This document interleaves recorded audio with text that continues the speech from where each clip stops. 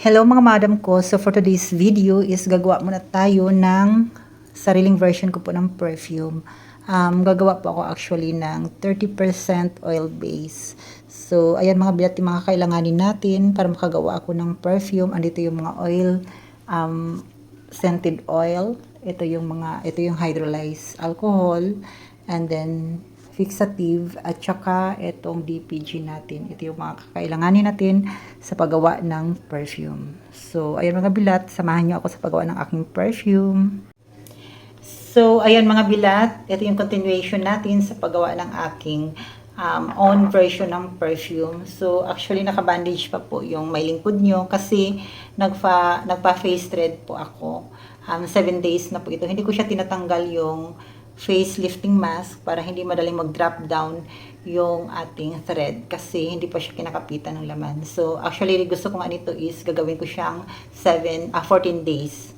Kaso parang ang hirap din minsan kumain, kaso nga lang is ganda lang po talaga. So, ito tayo ngayon bilat. Ang gagawin ko pong perfume is, ang scent niya is Johnson's Baby Powder. So, ito siya. Ayan, bilat. So, gagawa tayo ngayon ng 30% concentration ng perfume para mas mabango at mas makapit. So, kung 30% oil base ang gagawin natin sa 100 ml, so meron siyang 30 ml na imimix natin. And the rest na 70 ml is yung mga iba pang raw materials like hydrolyzed alcohol, tapos itong fixative, at saka itong DPG.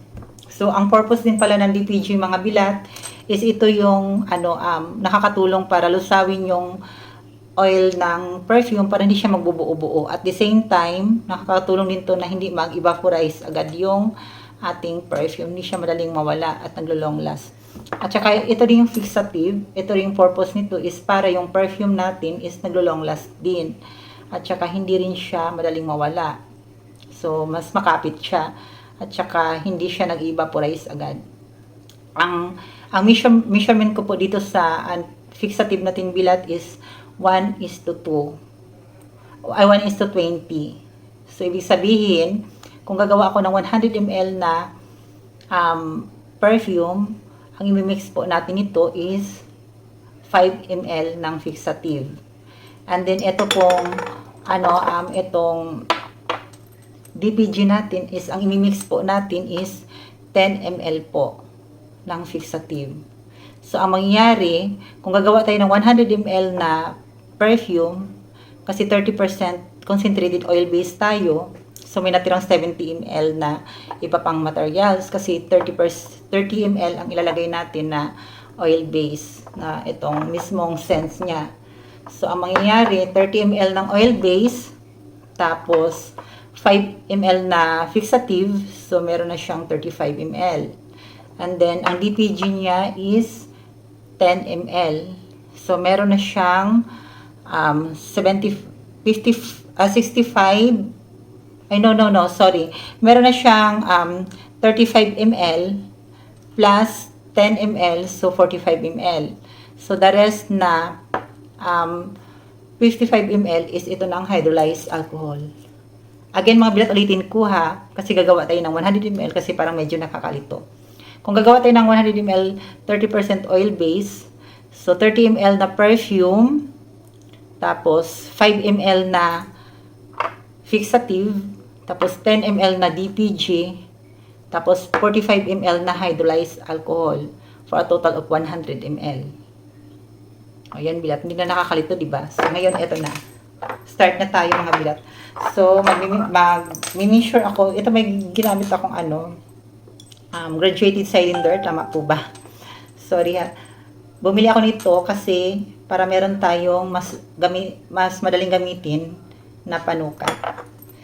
So, since yung natin is 120 ml, so kukuha lang tayo ng, ito may na-mix na pala ako dito. 60 ml.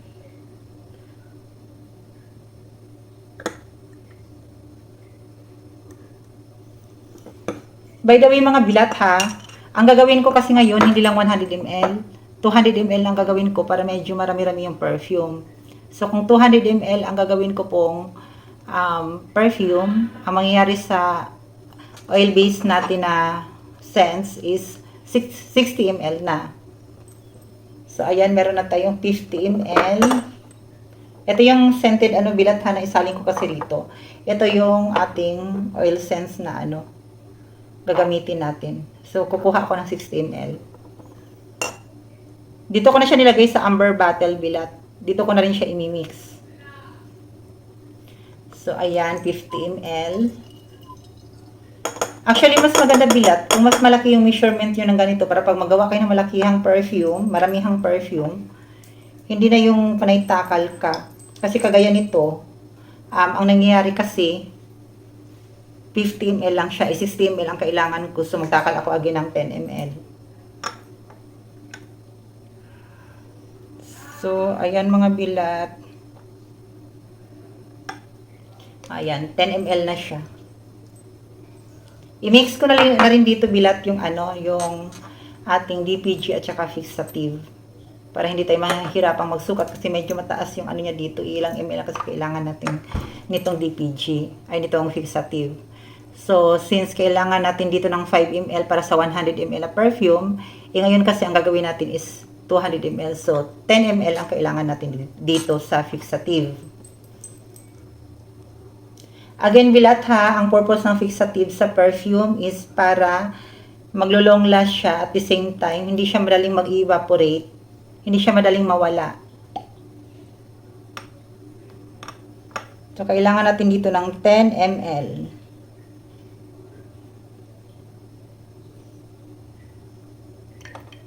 So, ayan. Tapos, pagdating naman sa DPG bilat, so since 200 ml ang gagawin natin, so kailangan din natin ng 20 ml nito.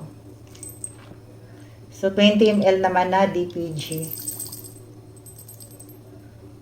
So, again, ang purpose ng DPG bilat ha, para yung oil na gagamitin natin, kasi oil-based tayo hindi siya magbubuo-buo yung oil para mamimix dito sa hydrolyzed alcohol.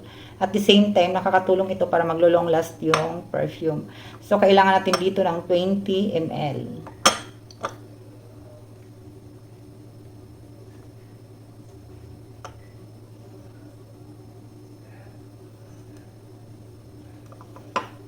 So, ayan na siya bilat. 20 ml na DPG. So, imimix lang natin dito sa amber bottle. Andito na yung sense na ginagamit natin bilat. Ang nakamix na dito sa amber bottle is yung sense na gusto natin, yung oil-based na sense, fixative, and then yung DPG. So, ayan siya bilat. Ganyan siya ka-simple. Imimix lang natin. Pwede ka rin gumamit ng nito bilat, stirring rod ba tawag nun, yung pang-mimix na Hindi ako masyadong familiar sa sorry ha, sa mga gamit sa lab.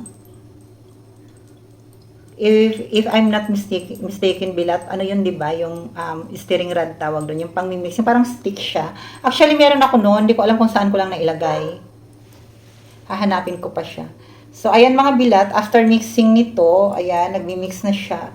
So, kailangan natin siya ng hydrolyzed alcohol na. Ito yung pinaka-last na i-mix natin. Yung iba kasi gumagamit pa ng distilled water. Ako hindi na. Ito na hydrolyzed alcohol na ang ginagamit ko. Pwede namang unscented yung parang, meron kasi itong yung unscented na, para din siyang ganito, parang pang-mix din talaga sa perfume. So, kailangan natin ng 45 ml to sa 100 ml. So, since 200 ml ang gagawin natin, so 45 times 2, kailangan natin ng 90 ml na hydrolyzed alcohol. So, ayan, biat mahirap talaga siya magtakal bilat, lalo na kung maliit yung panukat. 90 ml ang kailangan lang natin ito. Kaya mas maganda bumili kayo ng malaking mga mga gamit for laboratory kung gusto niyo lang mag-invest.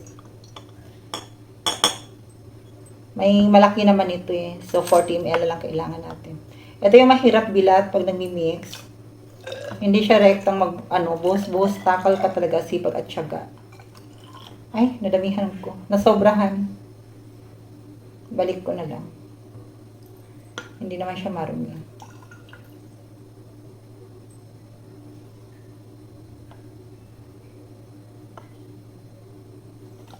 So, So, ayan bilat, nakamix na tayo ng 200 ml, 30% oil-based concentration.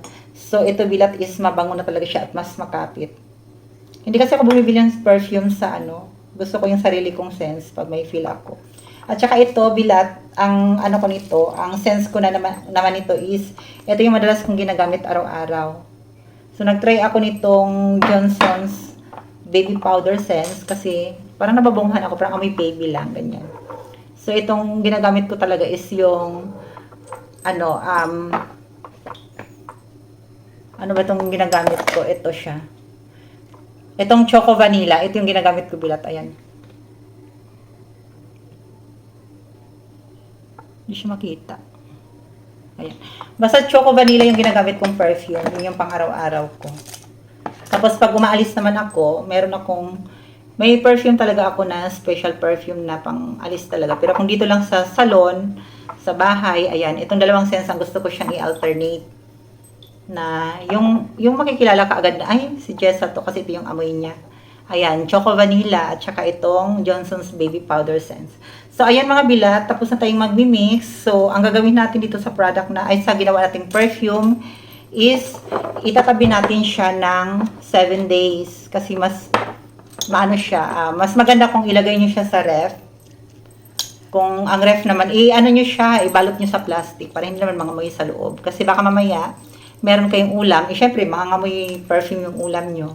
Ang ginagawa ko nito, hinugasan ko muna siya, nilalagay ko sa plastic labo, tapos, nilalagay ko siya sa loob ng ref. Kasi the more na tumatagal siya sa malamig na area, the more na bumabango siya lalo. So, ginagamit ko siya after 7 days, kaya malayo pa lang nagmi-mix na ako bilat para sa perfume ko. Actually, dalawa yung scents na gagawin ko eh. So, next time, ipapakita ko naman kung ano yung scents na gagawin ko na naman. Ito yung, bilat ha, Johnson's Baby Powder Scents. Ayun, may perfume na tayo bilat. Hindi na tayo bibili. Tapos, bumili nila ako sa online, sa Shopee ng empty bottle. Tapos, sinasalin ko na lang doon. Bumili nila ako ng social na bottle. Sorry mga bilat, nahirapan ako magsalita dahil sa facelifting mask ko. So, ayan mga bilat, salamat. Thank you for watching and I love you so much. Mwah, mwah, mwah.